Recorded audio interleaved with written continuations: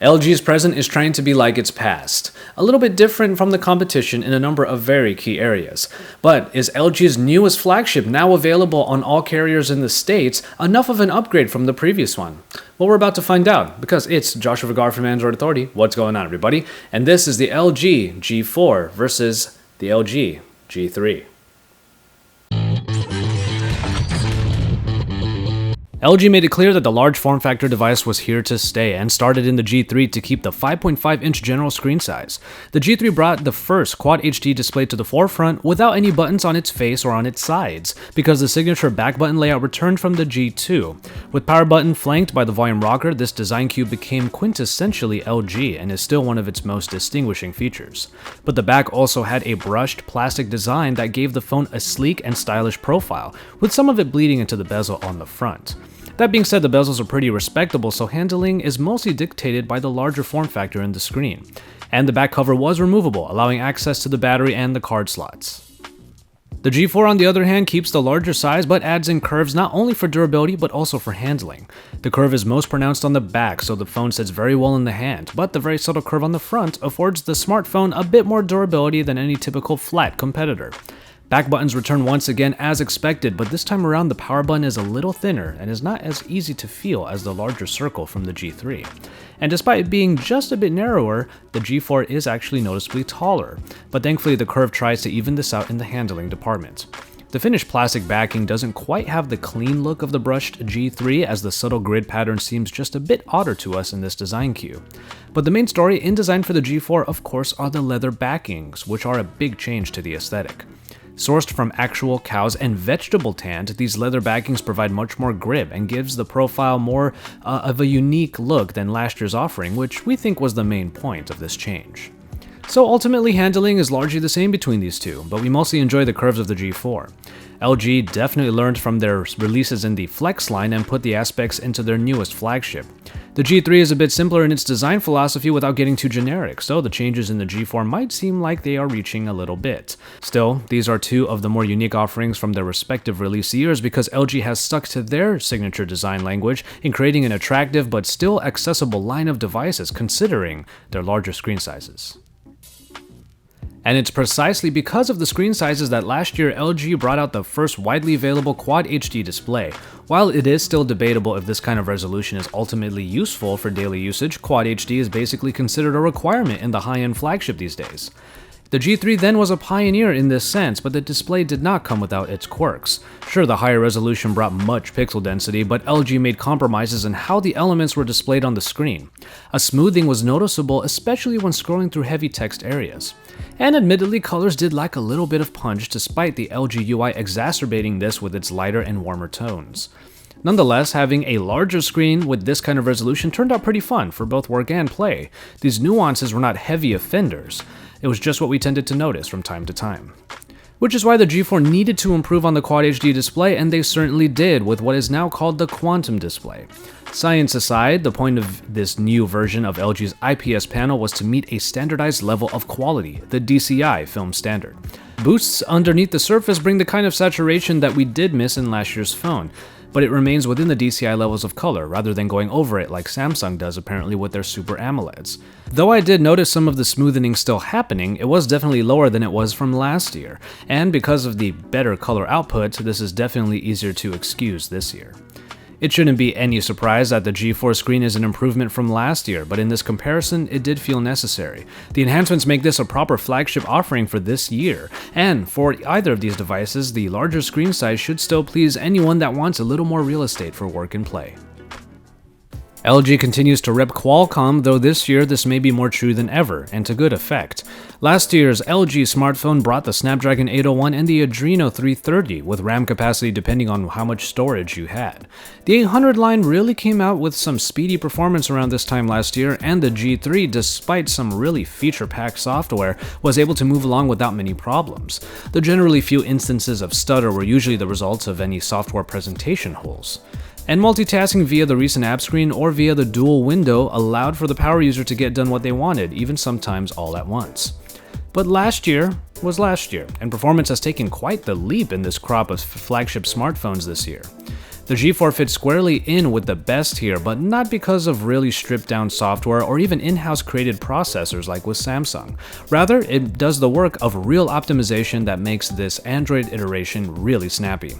Instead of going far into the power department, the Snapdragon 808 with 3GB of RAM rounds out the G4, but LG worked very closely with Qualcomm to ensure the software was catered to the power of the processor, and vice versa.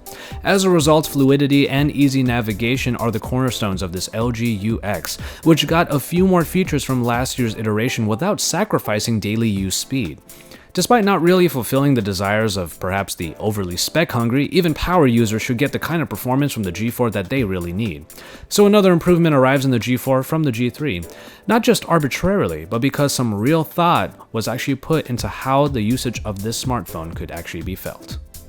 Despite changes on the outside, subtle or otherwise, much of what comes underneath the shell remains the same, and that matters more now than it did a year ago.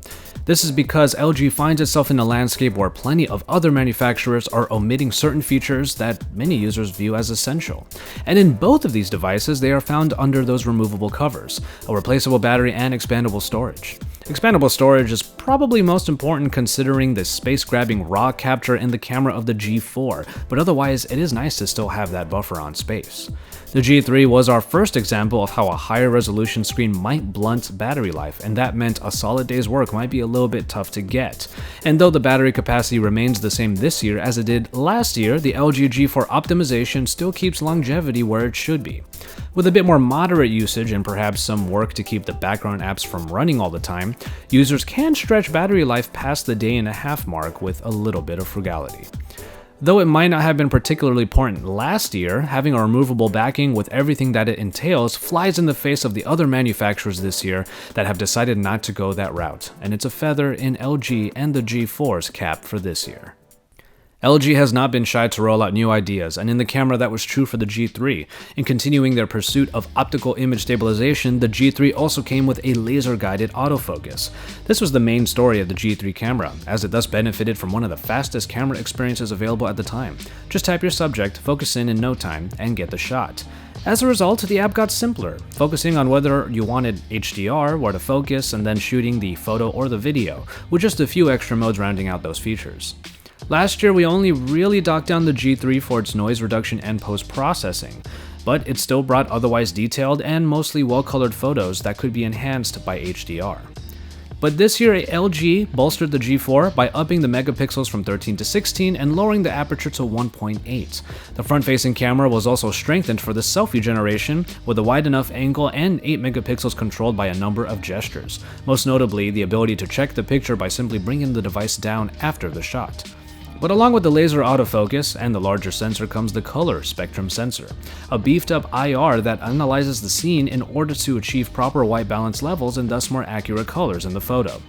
And in the app, a manual mode was added to contrast to the fast and easy simple and auto modes.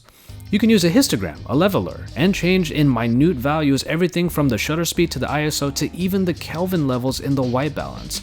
Not to mention the ability to shoot RAW simultaneously, so you can put your own post-production on those photos. And it's that post-processing that is really the G4's only misstep again this year, as the smudgy noise reduction takes away from what are otherwise really great photos. A better depth of field is observed in this lower aperture camera, and the colors do definitely get a little bit more of a boost this time around. The lower aperture also somewhat helps low light situations, though the larger sensor can get a bit of this credit as well. Again, we shouldn't be surprised that the G4 is an improvement from the G3 here, but what is important to note is that this year's high-quality offering set the bar pretty high, and the G4 stays with the pack, providing a package that is great for common users as it is just as good for experienced shutterbugs. Finally, in software, we won't be seeing quite as much in terms of additions, but improvements have been made to keep the G4 feeling fresh. The LG UX often gets slammed by users because there are too many features that bog down the system. And in the G3 that was somewhat the case. Plenty of features end up not getting too much play, particularly the Q-Slide apps that can take up quite a lot of space in the quick settings. But this was remedied with the release of the Lollipop-powered UX, which also cleaned up a little bit of that clutter. Unfortunately, my G3 hasn't gotten that update just yet. Otherwise, the new knock code rounded out the features that included the dual window functionality for multitasking. But if you are updated to Lollipop, much of what you see in the G3 comes out of the box in the G4, with a couple of main additions. namely the beefed up calendar that can save just about anything to the dates, and then the more powerful gallery app that categorizes pictures and videos in better ways. The Smart Notice from the most recent G Flex device is here now too, though it now gives even nicer weather notifications and warnings about battery draining background applications. But like mentioned before, and often, it's LG's commitment to optimizing the UX with the Snapdragon 808 that yielded a very snappy and smooth Android iteration this time around. Jumping in and out of recent apps, dual windowing, and just about anything else move along without much stutter, which is important for this year's crop of flagships, and the G4 thankfully keeps to that standard. So if you want fast yet reliable performance, the updates to the G3 help keep it from falling too far behind, but the G4 is definitely the fuller example of what LG software can feel like out of the box. Though the G3 is increasingly becoming available for lower prices, you will be buying a previous year's phone, though updates keep it from feeling like a fossil. The G3 is still a great value, especially at those lower prices, with a still solid camera, a good daily driver speed, and one of the first Quad HD displays we saw in the world of Android. But for the expected premium price, you will still get the definite premium in the G4, with improvements across the board that make it worth the extra dough. The camera is even better than before and is more robust than ever. The user experience is as smooth as it should be at this point in the game, and the signature LG style keeps the G line as one of the more unique offerings, especially when you factor in the leather backings. For me, personally, I would really like the black leather backing. Save some money, or don't. That's what it really comes down to. But if you do go for the G3, you might feel like you're missing out just a little bit on the latest and greatest that LG has to offer. As always, thank you guys very much for watching, and I hope you got something out of this versus between the LG G4 and the G3. LG's flagships, especially in the most recent past, have been some of the best available during their years, and the G3, as one of the best from last year, is still a great experience to have now. So if you're looking to save a little bit of money, the G3 is probably a better bet. But the G4 does come with some enhancements that make it the worthy upgrade to the flagship, and with those leather backings, you might just want a more unique offering this time around. And also, compared to the other flagships that are available this year, the G4 does provide some features that are missing in the rest. So really, take your pick, but also know your budget, and between these two, you're gonna get pretty much what you would expect from an LG flagship, and it is pretty great. So keep it tuned here for even more from Android Authority, including all of our coverage on the G4, and if you want to look back, you can check out videos on the G3. The reviews are right over on the side.